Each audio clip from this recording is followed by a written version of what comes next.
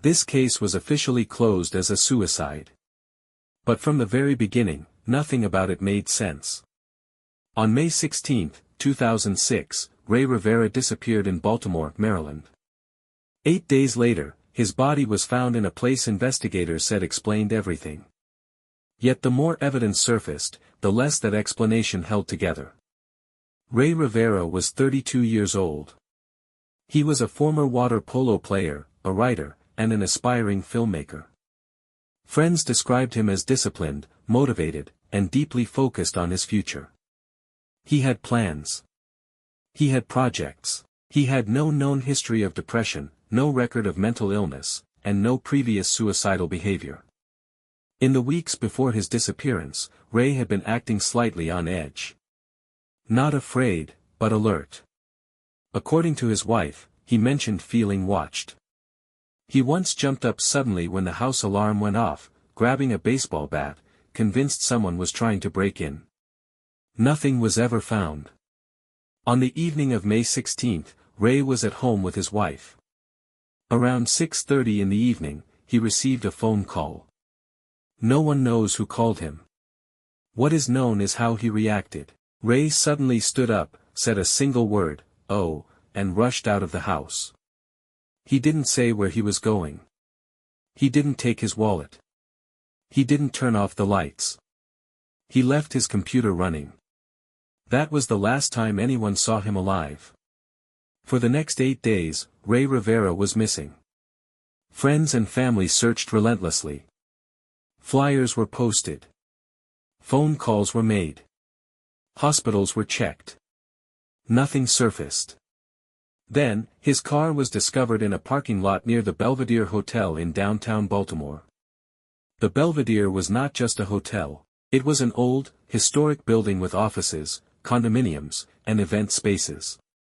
It was not a place Rey was known to frequent. His car showed no signs of damage. There was no sign of a struggle. Inside the vehicle, nothing seemed disturbed. No note. No explanation. Several days later, Rey's body was found. It was located on the roof of a lower conference room attached to the Belvedere Hotel. Above that roof, on the main building, investigators noticed a hole. A hole they believed Rey had fallen through. Police quickly concluded that Rey had jumped from the top of the hotel. At first glance, it seemed plausible. Until the details were examined. The hole in the roof was positioned far from the edge of the building. Too far for a simple step or stumble. To reach that point, Rey would have needed a running start, at full speed, from a height with no obvious launch point. Even more troubling, no one in or around the building reported hearing the impact. Not residents. Not hotel staff. Not nearby pedestrians. The injuries on Rey's body added another layer of doubt. Some bones were broken in ways consistent with a fall. Others were not. His legs showed damage, but his skull did not match the trauma expected from that height. Even stranger, personal items found near the body raised serious questions. Rey's glasses were discovered nearby. They were intact. Not cracked. Not shattered. His cell phone was also found. It still worked. Objects that should have been destroyed by a fall from such a height appeared almost untouched. Then there was the note. Inside Rey's home, investigators found a printed note taped to the back of his computer. It was small in font, dense in text, and unusually written. The note did not read like a goodbye. It did not express despair. It did not explain any intention to die. Instead, it looked more like a collection of references. Movie titles. Names. Phrases. Fragments of ideas. Some lines resembled screenplay dialogue. Others felt personal, but without context. Police reportedly labeled the note as meaningless.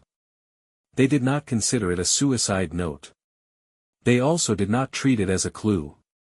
To Rey's family, the note was deeply unsettling. It was hidden. Deliberate. And clearly important to him. Another critical detail raised further suspicion. Rey worked closely with a longtime friend who was connected to a financial company.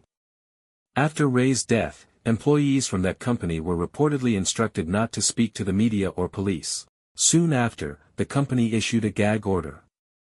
That detail was never fully explained.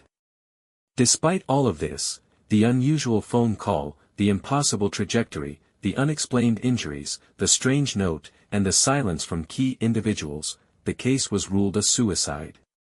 The medical examiner listed the cause of death as undetermined. But the police closed the case. For Rey's family, there was no closure. Only unanswered questions. How did he reach that point on the roof? Why were his belongings intact? Who called him that night? Why did the note read like a coded message? And why were certain people suddenly unwilling to speak? This case contains evidence. But it lacks explanation. And when evidence is present without answers, it becomes something else entirely. It becomes black evidence.